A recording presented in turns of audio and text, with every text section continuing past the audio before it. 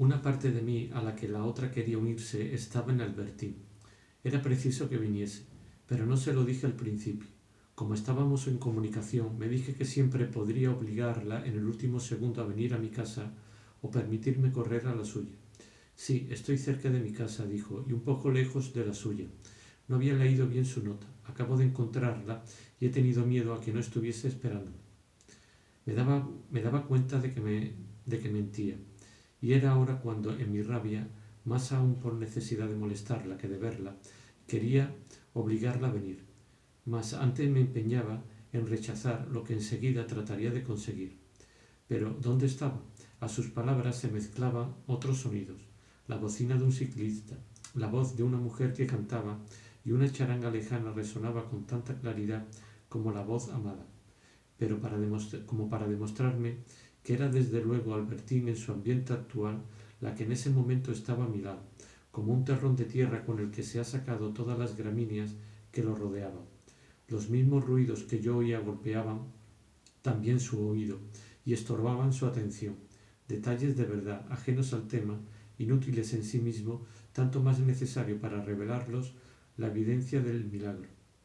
Trazos sobrios y fascinantes, descriptivos de alguna calle parisiense, trazos penetrantes también y crueles, de una sobreda desconocida que, al salir de Fedra, había impedido a Albertín venir a mi casa. Empiezo por advertirle que no es para hacerla venir, porque a esta hora me molestaría mucho. Le dije: me caigo de sueño. Además, en fin, mil complicaciones, pero quiero dejar claro que en mi carta no había equívoco posible, y usted me respondió que estaba de acuerdo. De modo que, si no lo había entendido, ¿qué pretendía decirme? Dije que estaba de acuerdo, pero no recordaba muy bien sobre qué. Pero veo que está enfadado. Eso me disgusta. Lamento haber ido a Fedra. Si hubiera sabido que iba a traer tantos problemas, añadió, como todas las personas que, en falta por alguna cosa, aparentan creer que es otra la que se les reprocha. Fedra no tiene nada que ver con mi enfado, dado que fui yo quien le pedí que fuese. Entonces está disgustado conmigo. Es una lástima que sea demasiado tarde. Si no, habría ido a su casa. Pero iré mañana o pasado mañana para pedirle excusas. Oh no, Albertín, por favor. Después de haberme hecho perder una velada, déjeme en paz por lo menos los próximos días. No estaré libre hasta dentro de 2 o 3 semanas. Escuche, si le molesta que quedemos así, con la impresión de habernos peleado, y en el fondo quizá tenga usted razón, entonces, cansancio por cansancio, prefiero, dado que he estado esperándola hasta este momento y que todavía está usted fuera de casa, que venga ahora mismo. Tomaré café para despertarme. ¿No sería posible dejarlo para mañana? Porque la dificultad, al oír estas palabras de excusa pronunciadas como si no fuese a venir, sentí que al deseo de volver a ver el aterciopelado rostro que ya en Balbec orientaba cada una de mis jornadas hacia el momento en que, ante el mar malva de septiembre, estaría junto a aquella flor rosa, intentaba dolorosamente unirse un elemento muy distinto, aquella terrible necesidad de un ser. Había aprendido yo a conocerla en Combray en relación a mi madre, hasta el punto de querer morirme si de su parte venía François a decirme que no podía subir. Ese esfuerzo del antiguo sentimiento por combinarse, por formar un solo elemento con otro, más reciente, que tenía como único objeto voluptuoso la superficie coloreada, la carnación rosada de una flor de playa, ese esfuerzo termina muchas veces por hacer, en el sentido químico, un cuerpo nuevo, destinado a durar solo unos instantes. Aquella noche al menos, y por mucho tiempo todavía, los dos elementos permanecieron disociados, pero con las últimas palabras oídas al teléfono ya empecé a comprender que la vida de Albertín estaba situada, no materialmente desde luego, a tal distancia de mí que siempre necesitaría fatigosas exploraciones para alcanzarla, sino, además, organizada como las fortificaciones de campaña y, para mayor seguridad, de esa clase que más tarde se ha dado en llamar camufladas. Albertín, por otro lado, formaba parte, aunque en un nivel social superior, de esa categoría de personas a quienes la portera promete a vuestro cartero entregarles la carta en cuanto vuelva, hasta el día en que descubrís que es precisamente ella, la portera, que conocimos fuera y a la que nos hemos permitido escribir la portera, de modo que es cierto que vive, aunque en la portería, en la dirección que os indicó, que por otra parte es una pequeña casa de cita con la portera de alcahueta. o que da como señas un inmueble donde es conocida por unos cómplices que no os dirán su secreto, de donde le harán llegar vuestras cartas, pero no donde vive, donde todo lo más ha dejado sus cosas, existencias dispuestas en 5 o 6 líneas de repliegue, de suerte que cuando se quiere ver a esa mujer o tener noticias de ella, resulta que siempre ha ido uno a llamar demasiado a la derecha o demasiado a la izquierda, o demasiado adelante o demasiado atrás, y de las que durante meses, durante años, puede uno ignorarlo todo. En el caso de Albertín me daba cuenta de que nunca sabría nada, de que entre el múltiple entrelazamiento de detalles reales y de hechos mendaces nunca conseguiría aclararme, y que siempre sería así, a menos de meterla en la cárcel, aunque de la cárcel también se fuga uno hasta el final. Aquella noche esta convicción solo me transmitió una inquietud, en la que sin embargo sentía estremecerse una especie de preludio de largos sufrimientos. No, le contesté, ya le he dicho que no estaré libre antes de 3 semanas, y mañana no más que otro día. Bueno, entonces trataré de darme prisa, es una lata, porque estoy en casa de una amiga que me daba cuenta de que no se había creído que aceptaría su propuesta de venir, propuesta que por lo tanto no era sincera, y quería ponerla entre la espada y la pared. A mí, ¿qué me puede importar? ¿Qué puede importarme su amiga? Que usted venga o no es cosa suya. No soy yo quien le pide que venga, es usted la que me lo ha propuesto. No se enfade, cojo al vuelo un coche de punto y dentro de 10 minutos estoy en su casa. Así, desde aquel París de las profundidades nocturnas, del que yo ya había emanado hasta mi cuarto, midiendo el radio de acción de un ser lejano, el mensaje invisible, lo que iba a surgir y aparecer después de aquella primera anunciación, era la misma Albertín que había conocido en otro tiempo bajo el cielo de Balbec, cuando mientras ponían la mesa los camareros del gran hotel eran cegados por la luz del crepúsculo, cuando, por estar totalmente abiertos los ventanales, las imperceptibles brisas del atardecer pasaban libremente desde la playa donde se demoraban los últimos paseantes al inmenso comedor donde los primeros comensales no se habían sentado todavía, y cuando en el espejo situado detrás del mostrador pasaba el reflejo rojo del casco y se demoraba mucho el reflejo gris del humo del último barco para Rivebel,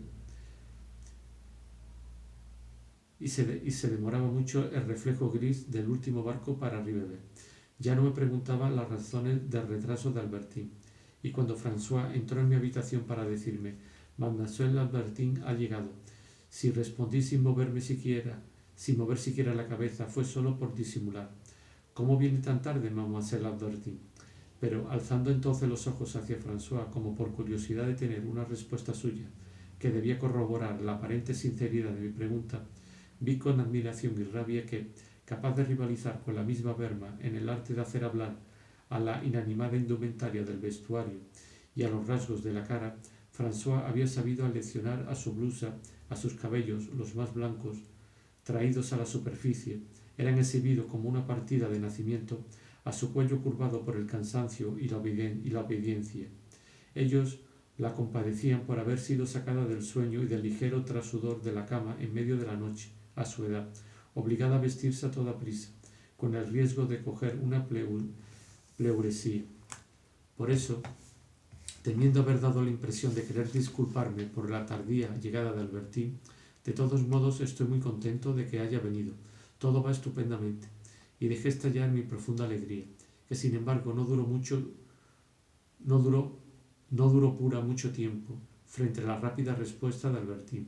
Esta, sin proferir la menor queja, aparentando incluso sofocar lo mejor que podía, una tos irresistible, y limitándose a cruzar sobre el pecho su chal como si tuviese frío, empezó por contarme todo lo que le había dicho Albertín, además de preguntarle por la salud de su tía.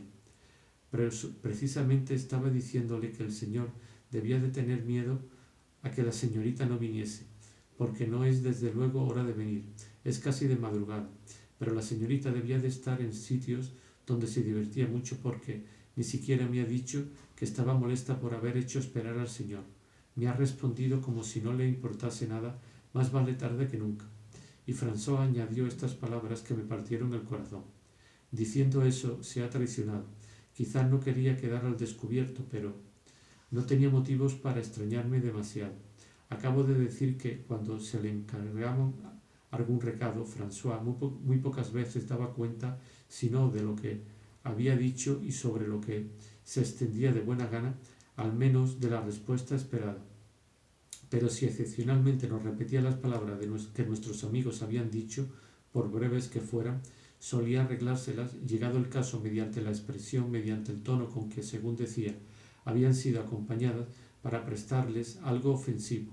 Eventualmente aceptaba haber sufrido de un proveedor al que le habíamos enviado una afrenta, por lo demás probablemente imaginaria, siempre que, al ir dirigida a ella, que nos representaba, que había hablado en nuestro nombre, esa afrenta nos alcanzase de rebote. La única solución era responderle que había entendido mal, que sufría manías persecutorias y que no podían estar juramentados contra ella todos los comerciantes. Por otro lado, sus sentimientos me importaban poco, no así los de Albertine, y al repetirme aquellas palabras irónicas, más vale tarde que nunca, François me evocó al punto los amigos en cuya compañía había acabado Albertine su velada, apreciando más por tanto su compañía que la mía. Es cómica, trae un sombrerito plano que le da una pinta rara, con esos ojos tan grandes y sobre todo con ese abrigo que mejor habría mandado a la remendadora porque está todo raído. Me da risa, añadió como burlándose de Albertine. François, que rara vez compartía mis impresiones, pero sentía la necesidad de dar a conocer la suya. Me habría gustado aparentar que no había comprendido lo que aquella risa significaba, desdén y burla, pero para devolver golpe por golpe repliqué a Albertine, aunque no conociese el sombrerito del que hablaba, lo que usted llama sombrerito plano es una cosa sencillamente encantadora, o sea, que es una birria, dijo François, expresando esta vez con toda franqueza su verdadero desprecio. Entonces, en un tono suave y lento, para que mi respuesta engañosa pareciese expresión no de mi cólera, sino de la verdad, y, a la vez, sin perder tiempo para no hacer esperar a Albertine, dirigí a François estas crueles palabras. «Es usted excelente», le dije en tono melifluo. «Es usted muy amable, tiene 1000 cualidades, pero sigue estando en el mismo punto que el día en que llegó a París. Lo mismo para entender de cosas de vestir que para pronunciar bien las palabras y no cometer gazapos. Reproche que era particularmente estúpido, porque esas palabras francesas que tan orgullosos estamos de pronunciar exactamente no son a su vez sino gazapos cometidos por bocas galas que pronunciaban incorrectamente el latín o el sajón, por no ser nuestra lengua sino la pronunciación defectuosa de algunas otras. El genio lingüístico en estado vivo, el futuro y el pasado del francés, eso es lo que hubiera debido interesarme en los errores de François. La remendadora por la remendona.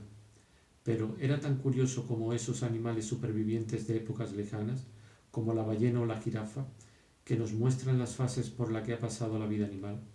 Y añadí, si después de tantos años no ha conseguido aprender, no aprenderá usted nunca. Puede consolarse, eso no le impide ser una bellísima persona. Hace maravillosamente el estofado de vaca en gelatina y 1000 cosas más. El sombrero, que a usted le parece tan poca cosa, está copiado de un sombrero de la princesa de Guermantes que ha costado 500 francos. De todos modos, pienso regalarle muy pronto uno todavía más bonito a Mademoiselle Albertine. Sabía que lo que más podía molestar a François era que yo gastase el dinero en personas que a ella no le gustaban. Me respondió con unas palabras que volvió poco inteligibles un repentino ahogo. Cuando más tarde supe que sufría una enfermedad de corazón, qué remordimientos tuve por no haber renunciado nunca al placer feroz y estéril de replicar de aquel modo a sus palabras. François detestaba además a Albertine porque, siendo pobre, Albertine no podía aumentar lo que François consideraba la suma de mis superioridades. Cada vez que Madame de Villeparisis me invitaba, sonreía con benevolencia. En cambio, le indignaba que Albertine no practicase la reciprocidad. Me había visto obligado a inventar supuestos regalos de Albertine, a cuya existencia François nunca prestó ni la menor sombra de fe. Esta falta de reciprocidad le chocaba en materia alimentaria sobre todo. Que Albertine aceptase las cenas de mamá si a nosotros no nos invitaban a casa de Madame Bontemps, que por lo demás solo pasaba en París la mitad del tiempo, pues su marido aceptaba misiones como antes, cuando estaba harto del ministerio, le parecía de parte de mi amiga una falta de delicadeza que criticaba indirectamente recitando aquel estribillo popular de Combray. Comamos mi pan, me parece bien, comamos el tuyo, no tengo hambre, no tengo más hambre. Simulé que estaba escribiendo. ¿A quién escribe usted?, me dijo Albertín al entrar.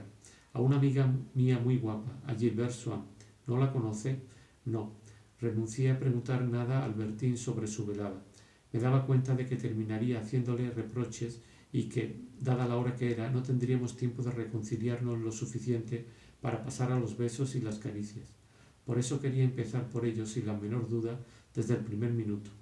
Además, aunque estaba algo calmado, no me sentía feliz. La pérdida de toda brújula, de toda dirección que caracteriza la espera, persiste todavía después de la llegada de la persona que esperamos, y sustituyendo en nosotros a la calma que nos hacía pintarnos su venida como un placer intenso, nos impide disfrutar de ninguno. Allí estaba Albertín. Mis nervios alterados, incapaces de frenar su agitación, todavía seguían esperándola. ¿Puedo coger un vale, Albertín? Todos los que quiera, me dijo ella con toda su bondad. Nunca la había visto tan guapa. ¿Otro más? Sabe de sobra que me gusta mucho, muchísimo. Y a mí 1000 veces más, me respondió ella. Oh, qué cartera más bonita tiene usted ahí. Cójala, se la doy como recuerdo. Es usted muy gentil. Nos curaríamos para siempre de todo sentimentalismo si intentásemos, al pensar en la persona amada, tratar de ser el que seremos cuando hayamos dejado de amarla. La cartera, la canica de ágata de Gilbert, todo aquello había sido importante durante un tiempo solo en virtud de un estado puramente interior, dado que ahora solo eran para mí una cartera, una canica cualquiera. Le pregunté a Albertín si quería beber algo. Me parece que estoy viendo ahí naranjas y agua, me dijo. Será perfecto. Y así pude saborear con sus besos aquella frescura que me parecía superior a ellos en casa de la princesa de Guermantes. Y la naranja, exprimida en el agua, parecía entregarme, a medida que bebía, la vida secreta de su maduración, su benéfico influjo sobre ciertos estados de este cuerpo humano que pertenece a un reino tan diferente, su impotencia para hacerlo vivir y al mismo tiempo, a cambio, los juegos de irrigación por los que podía serle favorable, 100 misterios que la fruta revela a mi aparato sensitivo, en modo alguno a mi inteligencia. Cuando Albertín se hubo marchado, recordé que había prometido a Swann escribir a Gilbert y me pareció más gentil hacerlo enseguida. Fue sin emoción y como poniendo la última línea en un aburrido trabajo de clase, como tracé en el sobre el nombre de Gilbert Swann con el que en el pasado cubría mis cuadernos para hacerme la ilusión de cartearme con ella. Y es que, si en otro tiempo era yo quien escribía ese nombre, ahora el hábito había confiado esa tarea a uno de los muchos secretarios de que se rodea. Este podía escribir el nombre de Gilbert con absoluta calma porque, recientemente colocado en mi casa por el hábito, recientemente entrado a mi servicio, no había conocido a Gilbert y únicamente sabía, sin poner ninguna realidad bajo esas palabras, solo porque me había oído hablar de ella, que era una muchacha de la que yo había estado enamorado. No podía acusarle de sequedad. El ser que me había convertido respecto a ella era el testigo mejor elegido para comprender lo que ella misma había sido. La cartera, la canica de ágata, se habían vuelto simplemente para mí respecto de Albertín lo que habían sido para Gilbert, lo que habrían sido para cualquier persona que no hubiese proyectado sobre ellas el reflejo de una llama interior.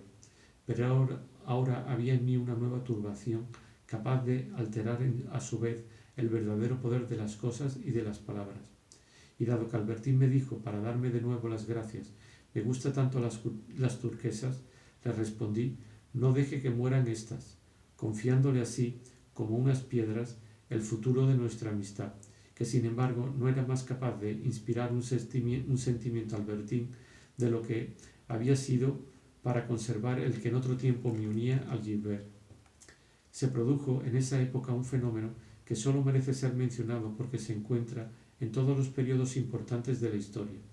En el mismo momento en que yo escribí a Gilbert, Monsieur de Guermantes, nada más volver del baile de disfraces, todavía con el casco en la cabeza, pensaba que al día siguiente tendría que ponerse oficialmente de luto, y decidió que le convenía adelantar 8 días la cura de aguas que debía hacer. Cuando volvió al cabo de 3 semanas, y estoy anticipándome a los acontecimientos, dado que no he hecho más que terminar mi carta a Gilbert, los amigos del duque que lo habían visto, superada la inicial indiferencia, transformarse en un superada la inicial indiferencia, transformarse en un antidreyfusista furibundo, enmudecieron de sorpresa al oírle, como si la cura no hubiese obrado solamente sobre la vejiga. Bueno, será la revisión del proceso y saldrá absuelto. No se puede condenar a un hombre contra el que no hay nada. ¿Alguna vez han visto ustedes a alguien más chocho que Forcheville? Un oficial que prepara a los franceses para la carnicería, para decir la guerra. Extraños tiempos. Lo cierto es que, en el intervalo, el duque de Guermantes había conocido en las aguas a 3 encantadoras damas, una princesa italiana y sus 2 cuñadas. Al oírles cambiar impresiones sobre los libros que leían, sobre una obra de teatro que ponían en escena en el casino, el duque había comprendido en el acto que estaba frente a mujeres de una altura intelectual superior y con las que, como decía, no tenía nada que hacer. Por eso le había complacido más la invitación a jugar al bridge que le hizo la princesa. Pero nada más llegar a su casa, cuando en el fervor de su antidreyfusismo sin matices le dijo: bueno, ya no se habla de la revisión del famoso Dreyfus. La respuesta de la princesa y de sus cuñadas le había dejado completamente estupefacto. Nunca hemos estado tan cerca de esa revisión. No se puede retener en prisión a quien no ha hecho nada. Había balbuceado al principio el duque, como quien descubre un apodo extraño que se hubiera usado en aquella casa para ridiculizar a alguien que hasta entonces le había parecido inteligente. Pero así como, al cabo de unos días, por cobardía y espíritu de imitación, se grita jajote, sin saber por qué, a un gran artista al que oyen llamar así, en aquella casa el duque, todavía muy embarazado por la nueva usanza, decía sin embargo: naturalmente, si no hay nada contra él. A las 3 encantadoras damas les parecía que no iba bastante deprisa y lo trataban con alguna dureza. En el fondo, ninguna persona inteligente ha podido pensar que hubiera algo. Cada vez que surgía un hecho aplastante contra Dreyfus, el duque, creyendo que eso iba a convencer a las 3 encantadoras damas, corría a anunciárselo. Pero ellas se echaban a reír y no encontraban la menor dificultad en demostrarle con gran finura dialéctica que el argumento carecía de valor y era completamente ridículo.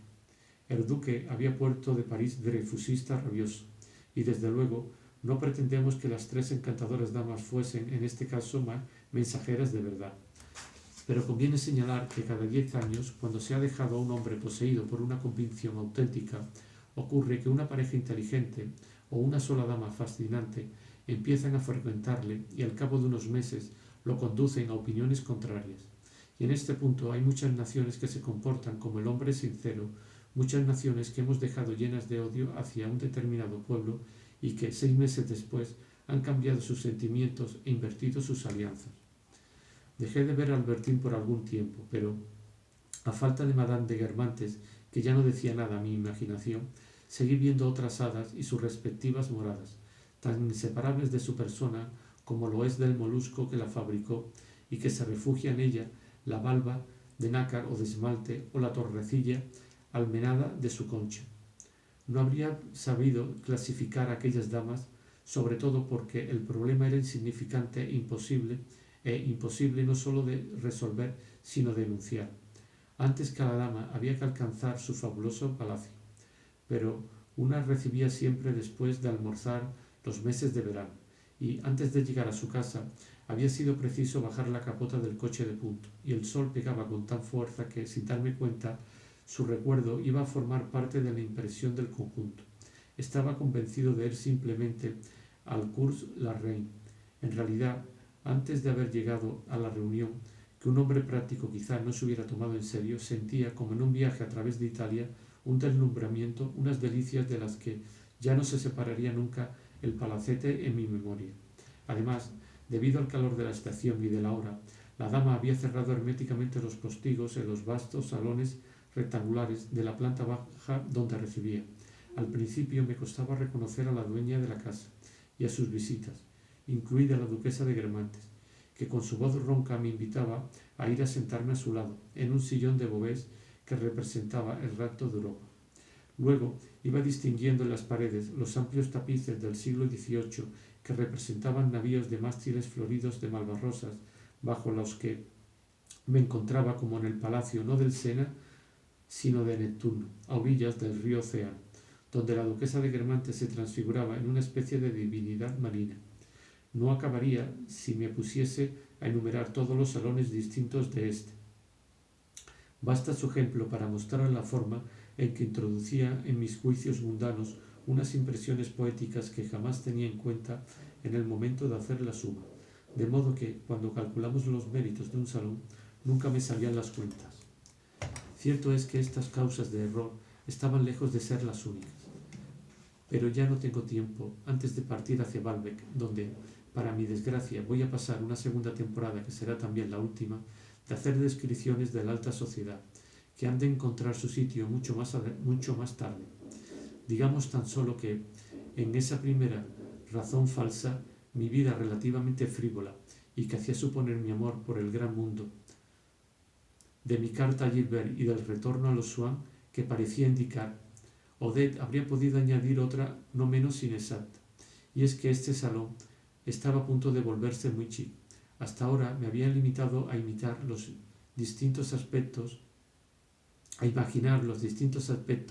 que la alta sociedad adopta para una misma persona, suponiendo exclusivamente que el gran mundo no cambia. Si la misma dama que no conoce a nadie va a casa de todo el mundo y otra que tenía una posición eminente es dada de lado, sentimos la tentación de ver únicamente en todo ello uno de esos altibajos puramente personales que, de vez en cuando, provoca en un mismo ambiente, a consecuencia de especulaciones de bolsa, una ruina clamorosa o un enriquecimiento inesperado. Pero no es sólo esto. En cierta medida, las manifestaciones mundanas, muy inferiores a los movimientos artísticos, a las crisis políticas, a la evolución que lleva al gusto público hacia el teatro de ideas, luego hacia la pintura impresionista, después hacia la música alemana y compleja, más tarde hacia la música rusa y sencilla, o hacia las ideas sociales, las ideas de justicia, la reacción religiosa, los sobresaltos del patriotismo, no son sin embargo más que su reflejo lejano, quebrado, incierto, confuso, cambiante. De modo que ni siquiera los salones pueden describirse en una inmovilidad estática que han podido convenir hasta aquí al estudio de los caracteres, que también habrán de ser, por así decir, arrastrados en una especie de movimiento histórico. El gusto por la novedad que lleva a los hombres de mundo más o menos sinceramente ávidos de informarse sobre la evolución intelectual a frecuentar los ambientes donde pueden seguirla, les hace preferir habitualmente alguna anfitriona hasta entonces inédita, capaz de representar en toda su frescura las esperanzas de mentalidad superior tan marchitas y ajadas en las mujeres que han ejercido durante mucho tiempo el poder mundano y que ya no estimulan su imaginación, porque conocen sus puntos fuertes y sus puntos débiles. Y así, cada época queda personificada en mujeres nuevas, en un nuevo grupo de mujeres que, estrechamente unidas a lo que suscita la curiosidad más reciente, parecen, con su modo de vestir, surgir solo en ese momento como una especie desconocida nacida del último diluvio, bellezas irresistibles de cada nuevo consulado, de cada nuevo directorio. Pero muchas veces las nuevas anfitrionas son simplemente como ciertos hombres de estados en su primer ministerio, aunque hacía 40 años llamaban a todas las puertas sin que nadie se las abriese, unas mujeres desconocidas en sociedad, pero no por eso dejaban de recibir desde hacía mucho y a falta de algo mejor a unos pocos íntimos.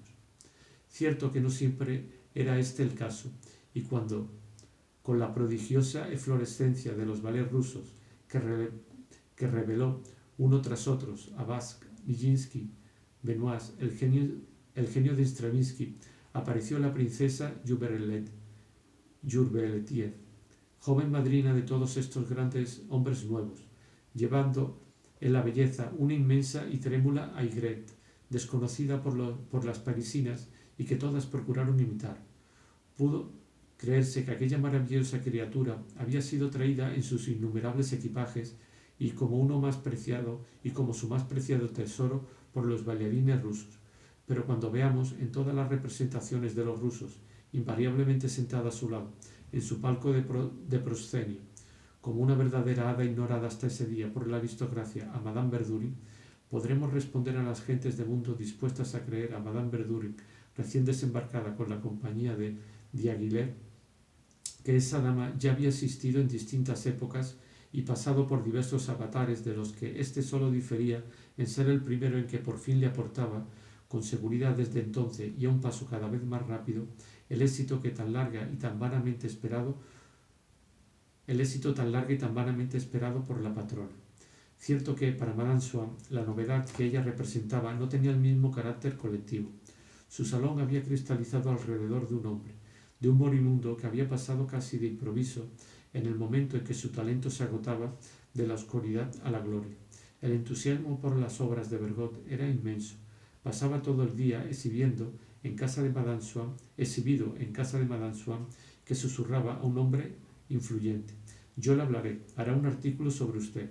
Bergot estaba desde luego en situación de hacerlo e incluso de hacer una obra en un acto para Madame Swann. Más cerca de la muerte, se encontraba un poco menos mal que cuando venía a casa a preguntar por la salud de mi abuela. Y es que unos violentos dolores físicos le habían impuesto un régimen. La enfermedad es el más escuchado de los médicos. Con la bondad, con la ciencia, nos limitamos a prometer. Con el sufrimiento le obedecemos. Desde luego, el pequeño clan de los Verdurin suscitaba ahora un interés mucho más vivo que el salón, ligeramente nacionalista, más literario todavía y ante todo bergotista, de Madame Swann. El pequeño clan era de hecho el centro activo de una larga crisis política que había alcanzado su máximo de intensidad, el dreyfusismo. Pero las gentes de mundo eran en su mayoría tan antirrevisionista que un salón dreyfusista parecía algo tan imposible como en otra época un salón comunero. La princesa de Caprarola, que había conocido a Madame Verdurin con motivo de una gran exposición organizada por ella, había ido desde luego a hacerle una larga visita con la esperanza de corromper algunos elementos interesantes del pequeño clan y agregarlos a su propio salón. Y en esta visita la princesa, en una mala imitación de la duquesa de Guermantes, había sostenido opiniones contrarias a las corrientes y decretado la estupidez de las gentes de su mundo, cosa que a Madame Verdurin le había parecido de una gran valentía. Más tarde, sin embargo, esa valentía no iba a ser suficiente para atreverse a saludar, bajo el fuego de las miradas de damas nacionalistas, a Madame Verdurin en las carreras de Balme. A Madame Swann, en cambio, los antidreyfusistas le agradecían que fuera bien pensante, actitud que, casada con un judío, tenía doble mérito. Sin embargo, las personas que nunca habían ido a su casa imaginaban que sólo recibía a algunos oscuros israelitas y a discípulos de Bergot. Así es como se relega a mujeres mucho más cualificadas que Madame Swann al último rango de la escala social, sea debido a sus orígenes o porque no les gusta cenar fuera ni ir a soirées, en las que no se las ve nunca, achacándose erróneamente esas ausencias a que no habrían sido invitadas, bien porque nunca hablan de sus amistades mundanas, sino solo de literatura y de arte, bien porque las personas que frecuentan su casa lo ocultan, o porque, para no pecar de descortesía con los demás, son ellas quienes ocultan que las reciben, por mil razones, en fin, que terminan convirtiendo a esta o aquella, a ojos de algunos, en la mujer a la que no se recibe. Este era el caso de Odette. Madame de Pinoy, que fue a visitarla con motivo de una colecta que promocionaba en favor de la patria francesa, como si hubiera ido a casa de su mercera, convencida además de no encontrar únicamente más que caras no sólo despreciadas, sino desconocidas, se quedó clavada en el sitio cuando se abrió la puerta, no del salón que ella suponía, sino de una sala mágica donde, por obra de un cambio de vista en una feria, reconoció en una serie de deslumbrantes comparsas, semitendidas en divanes, sentadas en sillones y llamando a la dueña de la casa por su nombre de pila, a las altezas y duquesas que tanto le costaba a ella, la princesa de Pinoy, atraer a su casa, y a las que en ese momento, bajo la benévola mirada de Odette, el marqués de Laut, el conde Luis de Turenne, el príncipe Bergosse, el duque de Estrés, servían de reposteros y descanciadores, llevándoles la naranjada y los petit fours. Como sin darse cuenta, la princesa de Pinoy tendía a situar la calidad mundana en el interior de las personas, se vio obligada a desencarnar a Madame Swann y a reencarnarla en una mujer elegante. La ignorancia sobre la vida real de las mujeres que no la exhiben en los periódicos tiende así, sobre ciertas situaciones, contribuyendo con ello a diversificar los salones, un velo de misterio. En el caso de Odette, al principio, algunos hombres de la más alta sociedad, curiosos por conocer a Bergot, habían ido a cenar a su casa en la intimidad. Madame Swann había tenido el tacto, adquirido hacía poco, de no alardear de ello. Sus huéspedes encontraban en aquella casa recuerdo tal vez del cogollito cuyas tradiciones Odette había conservado después del cisma, su sitio en la mesa, etc. Odette se los llevaba con Bergot, a quien esa costumbre acababa por otra parte matando a los estrenos interesantes. Esos hombres hablaron de ella a algunas mujeres de su mundo capaces de interesarse por tanta novedad.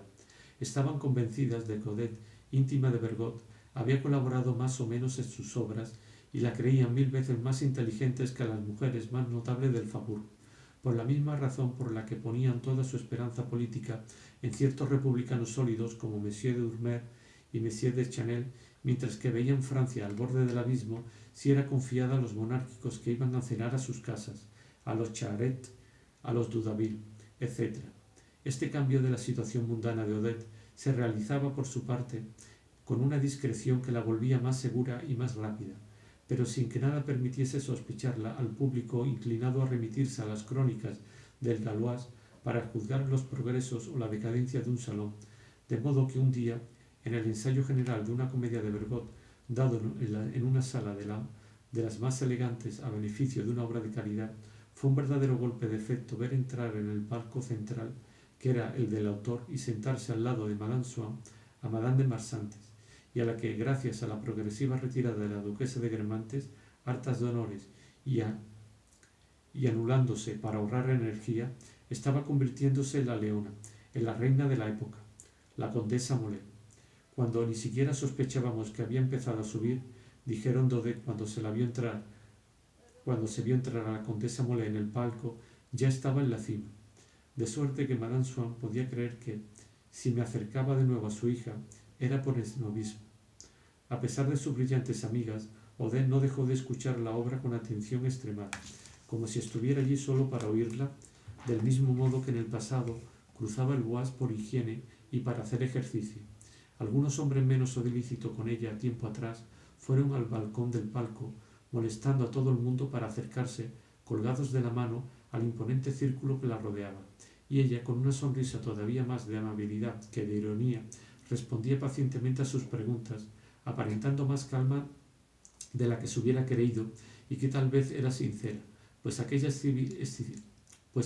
exhibición no era más que la exhibición tardía de una intimidad habitual y discretamente ocultada. Detrás de aquellas tres damas que atraían todos los ojos estaba Bergot, rodeado por el príncipe de Agrigento, el conde Luis de Turenne y el marqués de Breton. Y no es difícil comprender que para hombres recibidos en todas partes y que sólo podían esperar un aumento de prestigio buscando la originalidad, la demostración del propio valor que querían exhibir dejándose atraer por una anfitriona de gran reputación intelectual y en cuyo salón esperaban encontrar a todos los autores dramáticos y a todos los novelistas de moda, era más excitante y viva que aquella soirée en casa de la princesa de Guermantes que, sin nuevos programas ni atractivos nuevos, se sucedían de año en año más o menos parecidas a las que hemos descrito tan detalladamente.